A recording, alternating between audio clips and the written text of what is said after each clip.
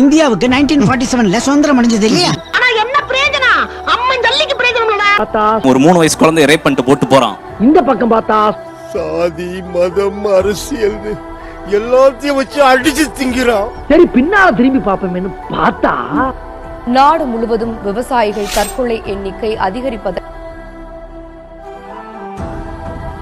நாடு எங்க சார் போகுது?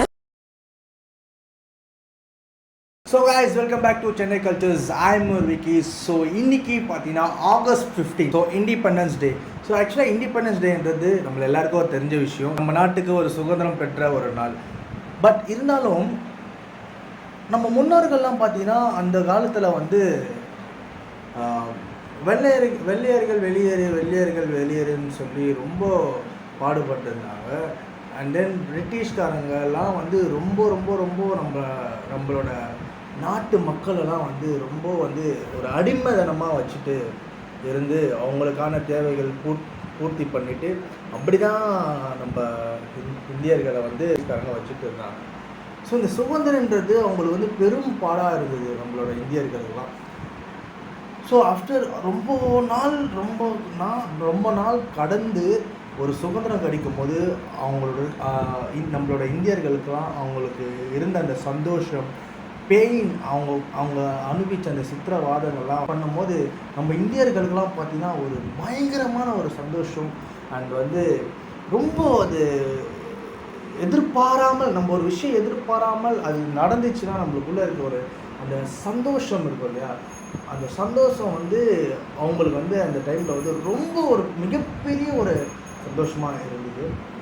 ஸோ இப்போ இருக்க காலகட்டம், அதாவது நம்ம இப்போ இருக்க காலகட்டம் பார்த்திங்கன்னா அந்த முன்னோர்கள்லாம் இருந்தாங்க பார்த்தியா, அந்த முன்னோர்கள்லாம் சுதந்திரம் கிடைச்சதுன்னு ரொம்ப சந்தோஷமாக இருந்தவங்கலாம் இன்றைக்கி அவங்க உயிரோடு இருந்தால் கண்டிப்பாக வருத்தப்படுவாங்க. பிகாஸ் இந்தியா அந்த மாதிரி இருக்குது.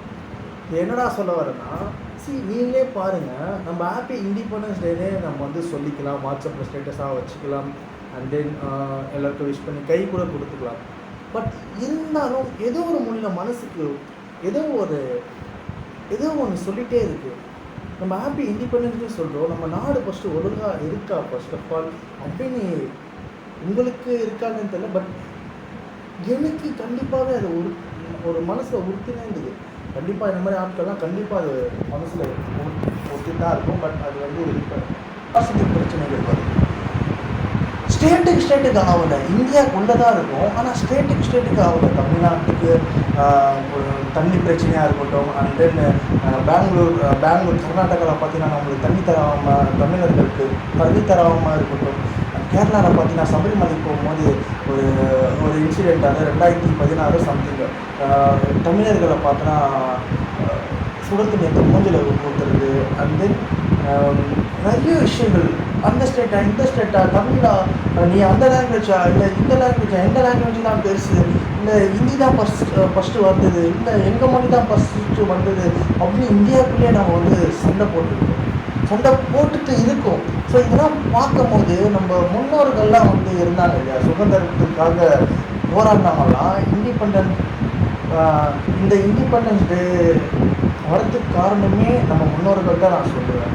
ஆனால் அவங்களாம் இருந்திருந்தாங்கன்னா இதெல்லாம் நம்மளை பார்த்திங்கன்னா நம்ம பண்ணுறதுலாம் இந்த பார்த்துட்டு இருந்தாங்கன்னா கண்டிப்பாக இதுக்காக நம்ம போராடணும், இதுக்காக நம்ம வந்து சுதந்திரத்துக்காக கஷ்டப்பட்டோம் அப்படின்னு சத்தியமாக அவங்க வந்து நினைப்பாங்க. ஜஸ்ட் இமேஜின் பண்ணி பாருங்களேன், நம்ம முன்னோர்கள்லாம் வெள்ளையர்கள்கிட்ட வந்து அடிமையாக இருந்தவங்களாம் நம்ம இந்தியர்கள்லாம் இன்றைக்கி இந்த சுதந்திரம் கழிச்சு அப்போ கொண்டாடப்பட்டது, இப்படியே தான் கொண்டாடப்பட்டது. ஆனால் அவங்களால நம்ம வந்து இன்றைக்கி சுதந்திரமாக இருக்கும். ஸோ அவங்களாம் வந்து இன்றைக்கி இந்த சுதந்திரம் கழிச்சு அப்போ கொண்டாடப்பட்டது, இப்படியே தான் கொண்டாடப்பட்டது. ஆனால் அவங்களால நம்ம வந்து இன்றைக்கி சுதந்திரமாக இருக்கும். ஸோ அவங்களாம் வந்து இன்றைக்கி வந்து இப்போ இருக்க காலகட்டத்தில் வந்து உயிரோடு இருந்தாங்கன்னா கண்டிப்பாக ஃபீல் பண்ணுவாங்க இந்தியாவை. ஆனால் இங்கே வந்து ஒருத்தருக்கு மனுஷனுக்கு பிடிக்க மாட்டுது. அவன் பெரிய ஆளா, நீ பெரிய ஆளா, ஒருத்தர் வந்து நல்லா வளர்ந்துட்டானா அவனை பிடிக்க மாட்டுது. அண்ட் தென் அவன் நல்லா படிக்கிறானா, நம்ம படிக்க முடியல, நம்ம தான் படிக்க முடியல, அவன் மட்டும் படிச்சுட்டாங்க, அண்ட் தென் அவன் மட்டும் ஒரு நல்லா சம்பாதிக்கிறான், ஏன் நம்மளால சம்பாதிக்க முடியல, அவன் இந்த கேஸ்ட் ஆயிடுச்சு, அவன் மட்டும் ஏன் பெரிய ஆள் ஆகலாம், நம்ம வந்து உயர்ந்தத்தில் இருக்கிற கேஸ்ட் இப்போ நினைக்கிறவங்களா நம்ம தானே பெரிய ஆள், நம்ம ஏன் படிக்க மாட்டோம், நம்ம ஏன் உயர மாட்டோம் அப்படின்னு இருக்கிற இந்த காலகட்டத்தில் ஹாப்பி இண்டிபெண்டன்ஸ் டேன்னு சொல்கிறதுக்கு அது கொஞ்சம் மன கஷ்டமாக இருக்குது. ஏன்னா இதுதான் உண்மை. இப்போ கூட நீங்கள் லேட்டஸ்ட்டாக இப்போ பார்த்தீங்கன்னா கொல்கத்தாவில் பெங்காலியில் பார்த்தீங்கன்னா ஒரு இஷ்யூ போயிட்டுருக்கு, பயங்கரமான ஒரு இஷ்யூ. ஒரு டாக்டர் ஒரு ஒரு ஒரு சிஸ்டரை வந்து இந்த மாதிரி ஒரு ரேப் பண்ண இஷ்யூ வந்து இப்போ பெருசாக இந்தியா அளவில் போயிட்டுருக்கு. இதெல்லாம் வந்து ஏன் எங்கே இது பண்ணுறதே இந்தியர்களாக தானே இருக்கிறாங்க, இந்தியர்கள் தான் இருக்கிறாங்க. ஸோ இதெல்லாம் ஏன் எதுக்கு அப்போ எதுக்கு நம்ம வந்து ஹாப்பி இண்டிபெண்டன்ஸ் டேன்னு சொல்லிக்கிறோம், ஒருத்தருக்கு ஆக மாட்டேங்குது, நிறைய ஒரு நெகட்டிவாகவே கொண்டு போகிற இந்த நம்ம நாட்டில் ஏன் எதுவுமே சரி வரல, ஒன்றுமும் எதுவுமே சரியில்லைன்னு தான் நான் சொல்லுவேன். நிறைய விஷயங்கள் நடக்குது, நிறைய நெகட்டிவ். இதில் வந்து நல்லவங்களாம் நிறைய இருக்கிறாங்க நம்ம நாட்டில். ஆனால் அந்த நல்லவங்க கூட ஹெல்ப் பண்ணலாம். இப்போ சப்போஸ் ஒருத்தவங்க போய் நம்ம ஹெல்ப் பண்ணுறோன்னா அந்த ஹெல்ப்பிங் கூட ஒரு நெகட்டிவில் போய் முடிஞ்சிருது. ஸோ அதனாலே சில நல்லவங்களாம் கண்ணுக்கு தெரிய மாட்டுறாங்க. எங்கே நம்ம ஹெல்ப் பண்ணால் நம்மளுக்கு ஒரு பிரச்சனை வந்துடும். ஃபார் எக்ஸாம்பிள் நீங்கள் ரோட்டில் ஒரு ஆக்சிடென்ட் நடக்குதுன்னு வச்சுக்கோங்க, அது வந்து நம்ம வந்து பார்க்கும்போது சில மனுஷனுக்குலாம் வந்து நம்ம முன்னாடியே வந்து ஒரு ஆக்ஷன் ஆகிருக்கு, போய் ஹெல்ப் பண்ணுவோம் சொல்லி போய் ஹெல்ப் பண்ணுவாங்க.